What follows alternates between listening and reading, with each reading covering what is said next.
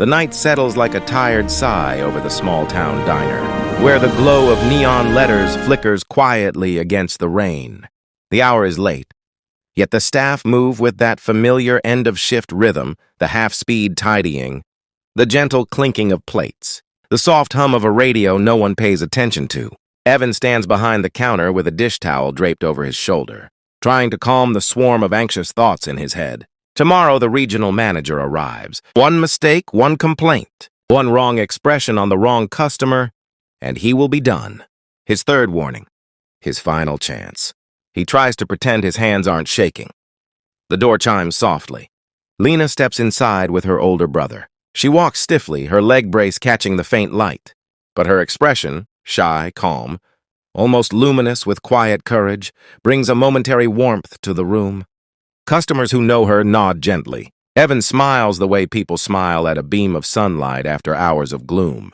He remembers the little drawing she once gave him during a lonely shift, a tiny picture of him handing someone a cup of coffee with the words, "Thank you for being kind." He keeps it in his pocket. Her brother guides her to a booth and she settles in carefully. Evan brings water without being asked. She thanks him with a small smile, and the simplicity of her tone somehow pulls the tension out of his chest. He wishes every night stayed this peaceful. The peace breaks sharply when the door swings open again. 3 loud, restless men stumble in, their laughter too sharp, their boots hitting the floor like threats. They take a booth without asking, shouting for menus, for service, for attention. The staff exchange worried glances.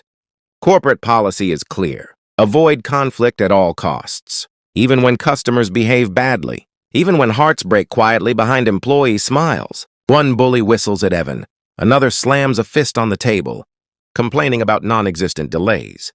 Evan swallows the urge to defend himself. He cannot lose this job. His mother's medicine depends on his paycheck. He apologizes again and again, each time shrinking a little more. The bullies scan the diner for more amusement. Their eyes land on Lena. The first snickers at her brace. The second mocks her walk. The third murmurs something meant to cut deeper than any bruise. Her brother stiffens but hesitates. He is alone. They are 3. The staff watch, helpless under the weight of corporate orders. Evan's throat tightens. He wants to step forward. His body refuses. The moment crashes without warning. One bully walks up to Lena, smirking, and with a swift, cruel gesture slaps the milkshake in front of her. The liquid splashes over her lap, and the sound of the cup hitting the floor rings louder than any scream. She doesn't lift her hands. She doesn't cry. Her brother stands to defend her, only to be shoved back into his seat. The whole diner freezes. Everything stops except the pounding guilt in Evan's chest.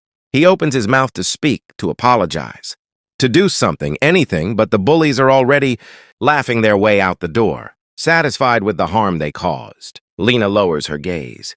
Her hands tremble as she wipes the shake from her lap. Her brother murmurs reassurance he doesn't fully believe. Evan kneels beside her, voice fragile, apologizing for not stopping them. She shakes her head gently, offering the broken version of her usual smile, as if to say he shouldn't blame himself. But he does. Every breath feels like failure. Minutes pass. Then an hour. The diner grows quieter as closing time approaches. Rain begins tapping at the windows. Evan continues working, but every plate he holds feels heavier, as though guilt has added weight to everything he touches. The ground outside begins to tremble with a soft, steady vibration. Engines multiple, deep and powerful. The sound grows closer until a row of motorcycles rolls into the parking lot. Headlights glowing through the rain. Evan looks up, startled. The staff pause.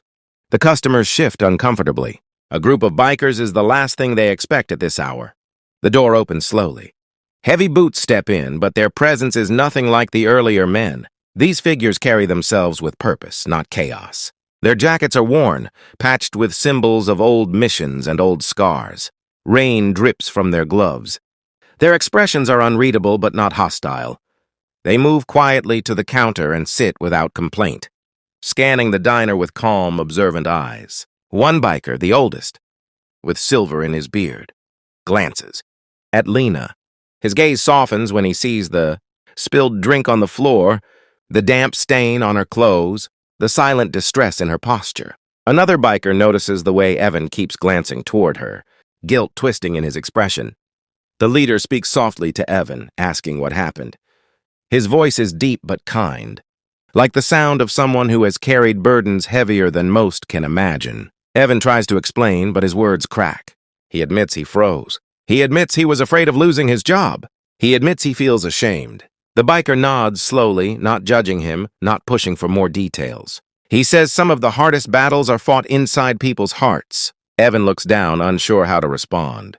Lena's brother tells the bikers what happened, what the bullies said, what they did, how the diner staff couldn't do anything. The leader listens without interrupting. His jaw tightens slightly. Another biker mutters something under his breath, but the leader raises a hand, signaling calm. Their silence holds more strength than shouting ever could. A quiet ripple of understanding spreads through the table. These men have seen cruelty before. They know what it looks like, what it does to gentle souls. They know how important it is, not to fight back with fists, but to stand beside the broken, to make the world feel safe again, even for a moment. Evan feels a strange sense of relief, as if someone finally stepped into the darkness with a torch. The bikers order coffee, speak little, and keep their eyes on Lena, not staring, but protecting, watching, waiting for something unspoken. The rain outside grows steadier, washing the night clean. The atmosphere shifts. The bruised silence begins to breathe again. The diner, once wounded by cruelty, slowly fills with the quiet presence of unexpected guardians. No one knows what will happen next. But for the first time that night, hope sits in the room like a solid, immovable thing. The calm presence of the bikers steadies the room, yet tension still coils beneath the surface. Evan regains a bit of confidence, enough to bring refills without trembling. Lena sits a little straighter, as though the weight on her shoulders has lightened. Her brother watches the bikers with cautious gratitude. Something unspoken passes through the diner, an understanding that the night has shifted, that danger has been replaced with protection. But the shift lasts only minutes. A car pulls up outside, sleek, polished, corporate. Evan's stomach drops. The regional manager steps through the door earlier than expected, carrying a tablet like a weapon and wearing a frown. That seems permanently etched into her face. She scans the room with a critical gaze, immediately zeroing in on the bikers. Without asking, she tells Evan that their kind shouldn't be in the diner this late. Her tone drips with suspicion. Evan tries to explain they're just customers, but she cuts him off sharply. She demands to know why the floor isn't spotless, why he looks flustered, why the atmosphere feels tense. She hasn't even noticed Lena yet. Evan tries to speak, but she leans closer and whispers that she's seen enough incompetence from him and is prepared to finalize his termination paperwork. Lena hears every word. Her brother grips her hand. Evan stands frozen, wishing he could disappear. The bikers watch silently, their eyes darkening, but their expressions controlled. The oldest biker, calm, steady, authoritative, rises from his seat.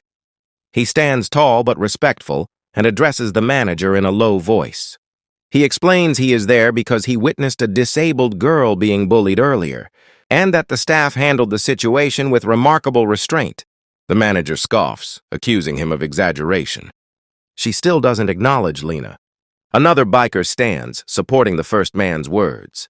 He talks about how Evan kept the peace when many would have panicked. A third mentions how the staff protected other customers by keeping tensions down. The manager falters for a moment, surprised that these rugged-looking men speak with such reason, not aggression. But she quickly regains her corporate posture and claims none of this changes protocol. She repeats that Evan failed to maintain order and is responsible for anything that occurred. She says this loudly enough for everyone to hear, hoping to intimidate. Instead, she awakens something else entirely. An elderly woman at another table speaks up, telling the manager how Evan helped her when she nearly fell last week. A father mentions how Evan gave his hungry child an extra muffin. A delivery driver reveals Evan once paid for his coffee when he forgot his wallet. More voices rise, small stories of small kindnesses, the kind that go unnoticed until the world needs them. The manager's expression tightens. She didn't expect resistance. She certainly didn't expect it in the form of gratitude. The bikers remain beside the customers, silent pillars of support. Their posture alone communicates a message the manager cannot ignore. The truth is larger than her clipboard. The oldest biker steps forward again. He gently explains that the company risks public embarrassment if they punish an employee who acted responsibly during a traumatic incident. He mentions he has experience mediating crisis situations at a federal level. His voice never rises, but its weight presses against the air. The manager looks from face to face. Customers, bikers, staff, all united not by aggression, but by quiet truth. Her power dissolves under their combined calm. She finally turns toward Lena. Noticing her tear-marked cheeks, the dried milkshake stain, the tremor in her hands, her expression shifts, if only slightly. She asks what happened. Lena doesn't speak. She rarely does around strangers, but her brother explains every detail. The manager listens, and for the first time that night, something human flickers in her eyes. She sighs quietly and tells Evan she won't file termination papers. She even offers to clear his previous warnings. The staff exhale with relief. But the night isn't finished. One biker kneels beside Lena's booth. Speaking so gently the rain almost drowns his voice. He asks whether she wants to report what happened. Her hands tremble. Her brother tells her she doesn't have to. But after a long pause, Lena nods. Not out of anger, out of quiet courage. The biker smiles at her bravery and calls a local officer he trusts. The officer arrives soon after. He listens to Lena kindly and promises proper action. He praises Evan for staying calm during the confrontation. He thanks the staff for supporting the victims. The officer's presence confirms that justice can be soft-spoken, yet solid as stone. The bikers finish their untouched coffee. Before leaving, they gather around. Lena, the leader, reaches into his pocket and pulls out a small, handcrafted charm shaped like wings, symbolizing resilience.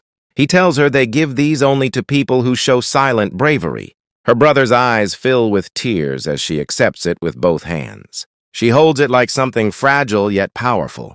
The leader then looks at Evan, telling him that guilt is only useful when it leads to courage, not self-punishment. Evan's throat tightens as he remembers the drawing Lena once gave him, and how her kindness never judged him. He thanks the bikers for helping when he couldn't. The leader places a hand on his shoulder, saying kindness doesn't require perfection, only presence. The bikers step outside into the rain. Engines start one by one. They don't roar, they hum, steady and protective, fading into the night like guardians returning to the roads they call home. Inside the diner, the atmosphere shifts from heavy to hopeful. Lena smiles, holding the charm close. Evan returns to cleaning with a lighter heart. The manager leaves without further complaints. Customers finish their meals with a renewed softness in their expressions. The night ends not with the memory of cruelty, but with proof that kindness, real, quiet, steadfast kindness, always finds its way back. And sometimes it arrives wearing leather jackets,